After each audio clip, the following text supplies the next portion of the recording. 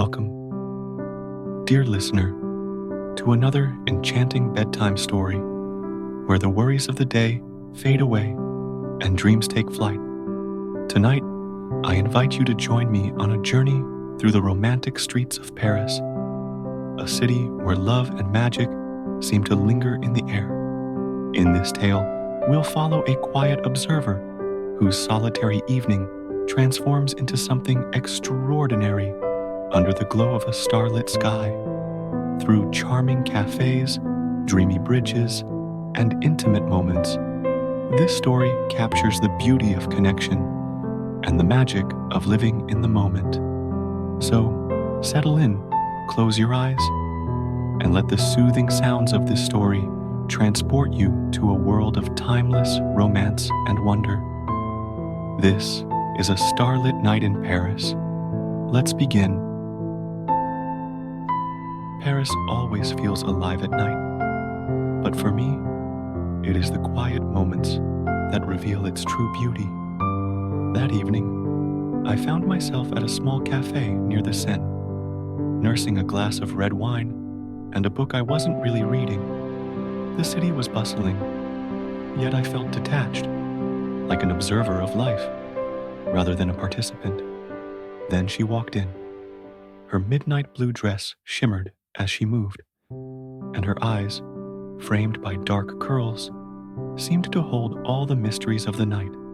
She glanced around, looking slightly lost, and something in me stirred, a feeling I hadn't felt in years. Before I could second-guess myself, I stood and gestured toward the empty seat at my table. "Are you waiting for someone?" she asked, her voice soft but confident. "No," I replied, offering a small smile. "But perhaps I was waiting for you."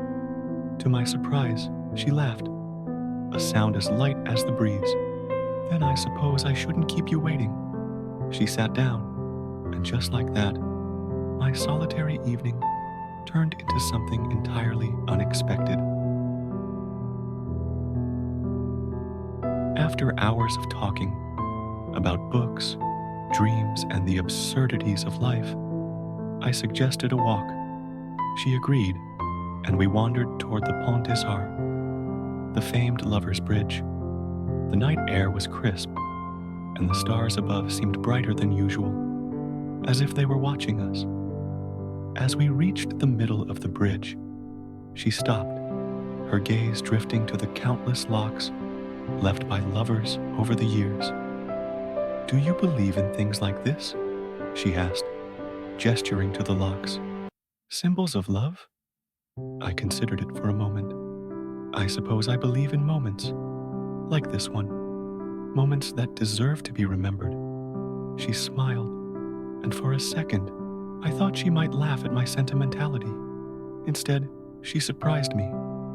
"Wait here," she said, and disappeared into a nearby vendor's stall. She returned with a small lock and a pen. "If this is a moment worth remembering," she said, "we should mark it."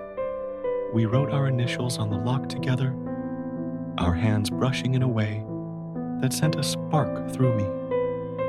As we secured it to the rail and threw the key into the Seine, I felt something shift, something I couldn't yet name.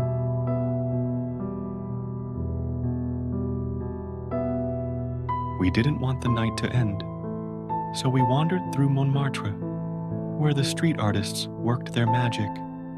She was enchanted by the energy of the place, stopping to admire every painting and sketch.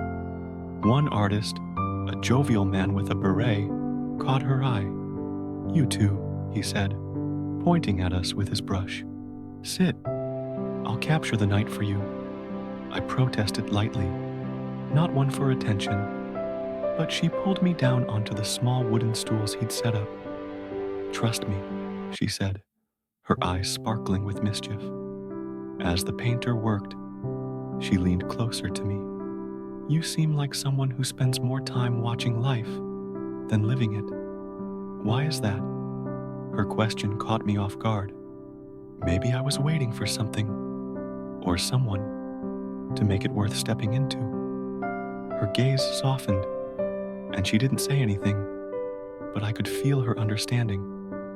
When the artist finished, he showed us the painting, a vibrant swirl of colors that captured not just our faces, but the feeling of the night. She kissed the artist's cheek in thanks, and I bought the painting, knowing it was something I'd treasure. Our final stop was a quiet park near the Eiffel Tower, its lights twinkling in the distance. We sat on a bench beneath a chestnut tree, the world around us fading into the background. For a while, we spoke of everything and nothing, our words blending with the hum of the city. Then, a comfortable silence settled between us, broken only by the rustling of the leaves. "I never asked," she said suddenly. "Why were you alone tonight?" I hesitated, unsure how much to reveal. "Sometimes it's easier to be alone," I said carefully. "But tonight, I'm glad I wasn't." She smiled, and without thinking, I reached for her hand. She didn't pull away. Instead, she turned to face me, her expression unreadable. "Do you think we'll ever have another night like this?" she asked, her voice barely above a whisper. I didn't know what the future held, but I knew one thing for certain. I think tonight is one of those rare moments that doesn't need to be repeated to matter. It already does. And then, under the starlit sky of Paris, I kissed her. It was a kiss born of spontaneity and something deeper, something that had been building since the moment she walked into that cafe.